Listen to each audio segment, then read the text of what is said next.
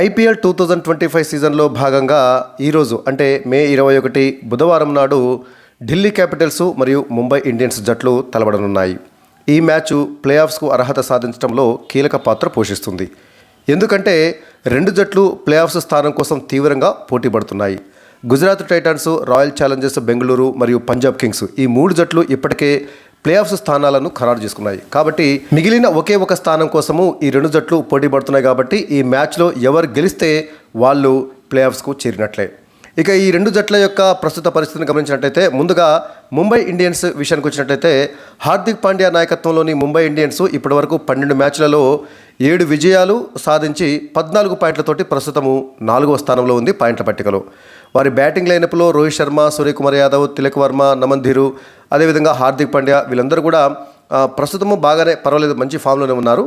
మొదట్లో అంటే ఈ టోర్నీ మొదట్లో వరుసగా అపజయాలను ఎదుర్కొన్నటువంటి ముంబై ఇండియన్స్ ఆ తర్వాత గాడిలో పడి వరుస విజయాలతోటి మరి ప్లే ఆఫ్ సిరీస్లోకి వచ్చింది. ఇక బౌలింగ్ విషయానికి వచ్చినట్లయితే జస్ప్రీత్ బుమ్రా, ట్రెంట్ బోల్ట్, దీపక్ చాహర్, అదేవిధంగా కరుణ్ శర్మ వీళ్ళందరితో కలిసి బౌలింగ్ కూడా బలంగానే ఉందని చెప్పవచ్చు.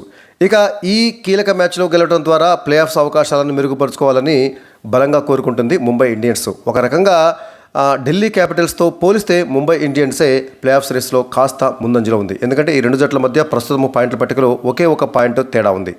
ఇక ఢిల్లీ క్యాపిటల్స్ విషయానికి వచ్చినట్లయితే అక్షర్ పటేల్ నాయకత్వంలోని ఢిల్లీ క్యాపిటల్స్ ఈ టోర్నమెంట్లో ఇప్పటివరకు 11 మ్యాచ్లు ఆడి 6 విజయాలతోటి 13 పాయింట్లు సాధించి ప్రస్తుతము 5వ స్థానంలో ఉంది.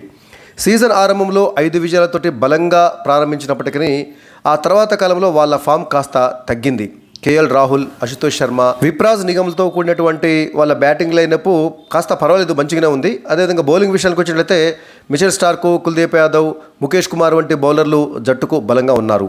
సో ఢిల్లీ క్యాపిటల్స్ ఈ మ్యాచ్లో గెలిచి తమ ప్లే ఆఫ్స్ అవకాశాలను సజీవంగా ఉంచుకోవాలని భావిస్తుంది. అయితే ఈ మ్యాచ్లో గెలిచినంత మాత్రాన ఢిల్లీ క్యాపిటల్స్ ప్లే ఆఫ్స్కు చేరినట్లే కాదు, ఆ తర్వాత మ్యాచ్లో కూడా గెలవాల్సి ఉంటుంది. అయితే ముంబై ఇండియన్స్ మాత్రము ఈ మ్యాచ్లో గెలిస్తే వాళ్ళు ప్లే ఆఫ్స్కు చేరినట్లే.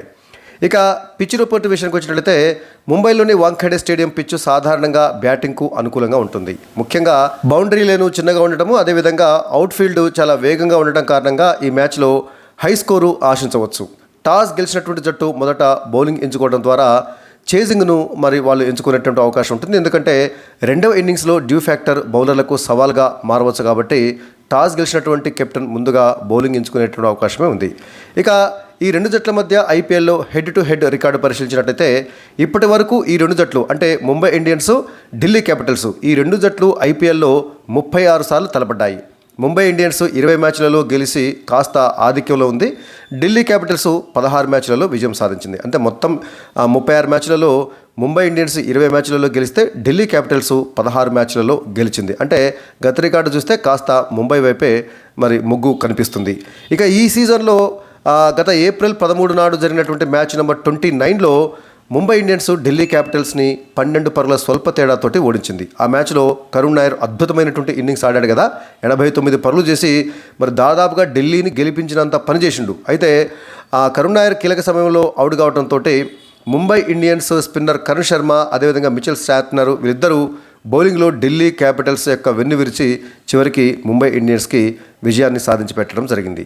ఇక ఈ మ్యాచ్లో కీ ప్లేయర్స్ విషయానికి వచ్చినట్లయితే ముంబై ఇండియన్స్లో రోహిత్ శర్మ ఓపెనింగ్లో దూకుడుగా ఆడేటటువంటి సామర్థ్యం ఉన్నటువంటి బ్యాటర్ కాబట్టి రోహిత్ శర్మ ఒక 7-8 ఓవర్లు క్రీజ్లో నిలిచినట్లయితే ముంబై ఇండియన్స్ భారీ స్కోర్ను సాధించే అవకాశం ఉంటుంది. అదేవిధంగా సూర్యకుమార్ యాదవ్ 360 డిగ్రీ షాట్లతోటి మధ్య ఓవర్లలో ఆధిపత్యం చెలాయించేటటువంటి సామర్థ్యం ఉన్న ఆటగాడు సూర్యకుమార్ యాదవ్. కాబట్టి సూర్యకుమార్ యాదవ్ కూడా ఒక 7-8 ఓవర్లు క్రీజ్లో నిలిచినట్లయితే ముంబై ఇండియన్స్కి భారీ స్కోరు పక్కాగా వస్తుందని చెప్పవచ్చు.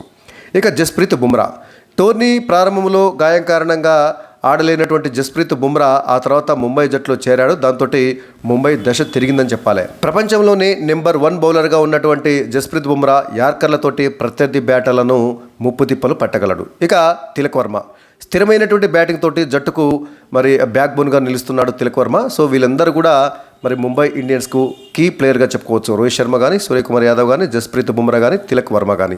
ఇక ఢిల్లీ క్యాపిటల్స్ విషయానికి వచ్చినట్లయితే కేఎల్ రాహుల్ స్థిరమైనటువంటి బ్యాటింగ్ తోటి జట్టుకు బలమైనటువంటి ఆరంభాన్ని అందిస్తున్నాడు. కేఎల్ రాహుల్తో ఉన్నటువంటి ఫ్లెక్సిబిలిటీ ఏంటంటే ఓపెనింగ్ స్థానం నుంచి 6వ నెంబర్ బ్యాటింగ్ వరకు ఎక్కడైనా సరే సర్దుకొని మరి ఆడగలడు. గత మ్యాచ్లో ఓపెనింగ్ వచ్చి అద్భుతమైనటువంటి సెంచరీ తోటి మరి ఢిల్లీ క్యాపిటల్స్కు భారీ స్కోర్ అందించినటువంటి విషయం తెలిసిందే. సో అఫ్కోర్స్ ఆ మ్యాచ్లో ఢిల్లీ క్యాపిటల్స్ ఓడిపోయినప్పటికీ కేఎల్ రాహుల్ మాత్రము అద్భుతమైనటువంటి ఇన్నింగ్స్ తోటి ఆకట్టుకున్నాడు. ఇక కుల్దీప్ యాదవ్ స్పిన్ బౌలింగ్లో కీలక వికెట్లు తీసేటువంటి సామర్థ్యం ఉన్నటువంటి కుల్దీప్ యాదవ్ కూడా ఢిల్లీ క్యాపిటల్స్కి కీ ప్లేయర్గా చెప్పుకోవచ్చు. ఇక మిచెల్ స్టార్క్ పేస్ బౌలింగ్ తోటి పవర్ ప్లే మరియు డెత్ ఓవర్లలో అద్భుతమైనటువంటి ప్రభావాన్ని చూపించగలడు మిచెల్ స్టార్క్.